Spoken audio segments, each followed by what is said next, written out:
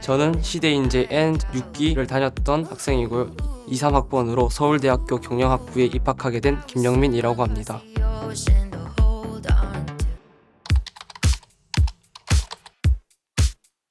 22학년도 수능을 채점하던 그 순간을 아직도 잊지 못해요.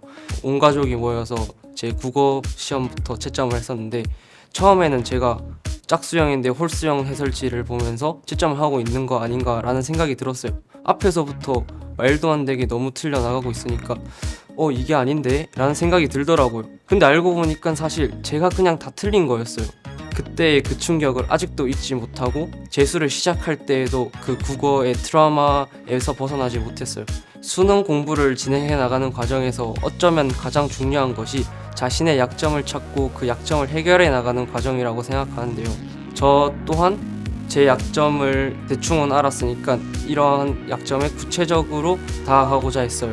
새로운 글을 많이 읽으려고 노력했고 새로운 문제 또한 많이 접하려고 했어요. 가장 먼저 22학년도 수능 이후로 변화된 국어에 대해서 집중적으로 고민해봤어요. 22학년도 수능 국어에서 가장 큰 특징으로는 글이 짧아졌으며 EBS가 직접적으로 연계가 됐고 배경 지식의 영향을 굉장히 많이 받았다고 생각했어요. 그래서 EBS 공부와 배경 지식 공부에 조금 더 중점을 두려고 노력했어요. 여기서 말하는 배경 지식이 막 거창하게 무슨 원론을 읽거나 다른 서적을 찾아서 읽는다는 것이 아니라 그냥 빈출되었던 소재들에 관련되어 정리된 글들을 읽고 저만의 방식으로 정리하려고 노력했던 것 같아요.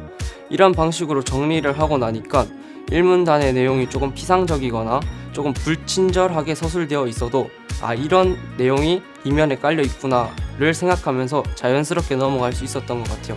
이것이 올해 수능 국어를 안전하게 극복하는 데 도움이 되지 않았나 싶습니다. 시대인재의 여러 장점 중 하나는 퀄리티 있는 문제가 끊임없이 주기적으로 나오는 데 있다고 생각해요. 그런데 그 중에서 가장 단연코 으뜸은 서바이벌 모의고사라고 생각해요. 서바이벌 모의고사의 가장 큰 특징으로는 최근의 출제 기조를 반영하면서도 굉장히 다양한 문제들을 다양한 난이도로 출제하는 데 있다고 생각해요.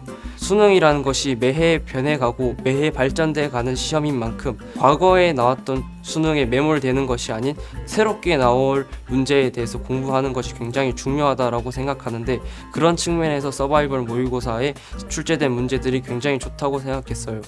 항상 그 서바이벌 모의고사가 끝나고 난 뒤에 복습을 하려고 했어요. 예를 들면 제가 월요일 2교시가 수학 서바이벌 모의고사 시간이었는데 항상 서바이벌 모의고사가 끝난 뒤 부엉이 라이브러리로 와서 점심시간과 3교시에 이어 항상 서바이벌 수학 모의고사의 해설지를 읽으며 오답을 하려고 노력했어요. 틀렸던 문제를 다시 보는 것도 있지만 시험 전체의 운영에서 까다롭게 했던 문제나 현장에서 버벅거렸던 문제를 다시 보는 거에도 큰 중점을 뒀어요. 또한 해설지를 읽는 것에 그치는 것이 아닌 이 해설지를 읽고 난 뒤 다음번에 이와 비슷한 문제 또는 똑같은 문제가 나왔을 때 틀리지 않으려면 어떻게 해야 하는지를 굉장히 큰 고민을 하였고 해설지 외에 어떤 풀이가 있는지도 생각해 보았어요. 수능을 치기 전에도 항상 서바이벌 모의고사가 좋다라고 생각은 했지만 수능이 끝난 이후에는 정말 올해 서바이벌 모의고사가 대박이었다고 생각했어요. 국어와 수학도 정말 잘 예측하고 적중했지만 저는 개인적으로 사회탐구 모의고사에 엄청난 도움을 받았다고 생각해요. 이랬던 제가 만약 서바이벌 사회탐구 모의고사를 풀지 않았다면 정말 국어 수학을 잘 보고도 사회탐구 때문에 삼수를 한다는 그런 안타까운 상황이 연출되었을까라고 의심하지 않아요. 제가 구평을 치고 코로나에 감염이 되어서 의도치 않게 본가에 내려가서 잠시 휴식을 취한 적이 있어요. 처음에 코로나에 걸렸을 때는 여타 감기와 비슷하게 괜찮은데 감염되었기 때문에 이걸 전파시킬까봐 밖에 나가면 안 되고 그래서 그냥 집에 가야겠다라고 생각했는데 막상 집에 가니까 몸이 굉장히 아픈 거예요. 문제를 풀려는 엄두도 안 나길래 이왕 내려와서 휴식하는 김에 마음을 좀 편안하게 하고 휴식을 제대로 해서 가야겠다라고 생각하고 정말 휴식만 하다가 왔어요. 일주일 정도를 그렇게 펜도 안 잡고 휴식을 하다 보니 학원에 복귀해서 공부 패턴이 좀 많이 망가져 있더라고요. 밸런스도 많이 망가졌고 앉아 있는 것조차 힘들더라고요. 수능은 저를 기다려주지 않잖아요. D-50 언저리인 것을 보니 마음에서 조바심이 느껴지더라고요. 그래서 또 억지로 공부량을 늘리려고 하다 보니 신체 밸런스도 무너지고 수면 패턴도 무너지고, 그러니까 또 몸 상태가 나빠져서 공부를 못하는 시간이 늘어나고, 그러다 보니까 악순환이 계속해서 반복됐던 것 같아요. 그런 악순환 속에서 순간 작년에 채점하던 그 순간이 떠오른 거죠. 이대로 가다가는 달라지는 게 없겠다. 그래서 마음을 다잡고 이 수능을 준비하는 스탠스를 바꿨어요. 예전에는 뭐든지 최대한 담아서 내 머릿속에 최대한 담아 나가자, 새로운 것을 최대한 배워보자 라고 생각했었는데, 이제는 이때까지 담은 건 충분한 것 같다. 담아놓은 것을 흘리지 말고 현장에서 그대로 이것을 실현해 나가자 라는 스탠스로 바꾸고 다시 기본으로 돌아가서 공부를 시작했죠. 국어 같은 경우에는 EBS를 다시 한번 훑어보고 언어와 매체 공부를 시작했어요. 또한 수학과 탐구 과목은 감을 유지하는 데 굉장히 초점을 맞췄어요. 구잘수망이라는 말이 떠돌듯이 구평 때 감각을 피크를 찍고 나서 수능 때 그것이 내려와 수능 성적이 구평보다 좋지 않다면 그것만큼 억울한 일이 없지 않겠느냐 라는 생각이 들어 감을 유지하는 데 초점을 잡았어요. 배웠던 것을 까먹지 않고 흘리지 않고 실전에서 아는 것을 틀리지 말자 라는 스탠스는 모든 수험생들이 10월 즈음부터는 가졌으면 하는 바람이 있어요. 그때부터는 더 새로운 걸 담기보다는 담았던 걸 흘리지 않는 데 초점을 담았으면 좋겠어요. 저는 1월부터 5월까지 학사 생활을 하였고 그 이후 수능 때까지는 자취를 했어요. 만약 저에게 지방에 사는 학생이 자취를 할지 학사를 갈지 고민돼서 질문을 한다면 저는 당연히 자취를 추천해 줄 거예요. 빨래나 청소 등이 좀 귀찮지 않냐라고 할 수 있는데, 저는 주말에 빨래나 청소를 할 때 오히려 심신의 안정을 좀 얻을 수 있었어요. 또한 저같이 지방에 사는 학생들의 경우에는 주말에 가끔 부모님이 올라오셔서 밥도 같이 하고 대화도 나누며 일상을 공유하는 시간을 충분히 가져야 하거든요. 그럴 때 자취를 한다면 부모님도 편하고 저도 편하고 굉장히 일석이조인 상황이 연출될 수 있어서 저는 자취를 굉장히 추천해요.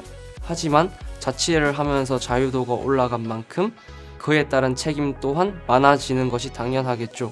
자취를 하게 되면 생활 패턴이 망가지기가 굉장히 쉬워요. 학사는 그래도 취침 시간이라는 것도 정해져 있고 아침에 깨워주시는 사감 선생님도 있고, 사감 선생님이 있다는 존재 자체만으로 제 행동을 조심하게 되거든요. 학사마다 시스템도 다르고 규율도 달라서 제가 살았던 학사를 기준으로 한번 팁을 드려볼까 해요. 일단 학사는 여러분이 이때까지 살아왔던 고등학교 기숙사 또는 중학교 기숙사와는 굉장히 달라요. 여러분은 일단 성인이잖아요. 생각보다 여러분들이 할 수 있고 여러분들의 의견을 존중해주는 사람들이 많아요. 그러니 여러분들이 만약에 친구를 만나서 오늘 조금 점호 시간이 늦을 것 같다, 또는 아침에 7시 기상인데 오늘은 너무 피곤하니 7시 20분에 일어나야겠다 등과 같은 내용을 사감 선생님께 전달해 드리면 사감 선생님께서 그를 적극 반영해서 여러분들의 생활을 도와줄 거예요. 또한 아이러니하게 학사에 있는 시간을 줄이는 것이 여러분들의 학사 생활에 도움이 줄 거예요. 학사가 아무리 넓어봤자 2평에서 3평 남짓한데 그 공간에 계속 있다 보면 폐쇄성을 극하게 느끼게 될 거예요.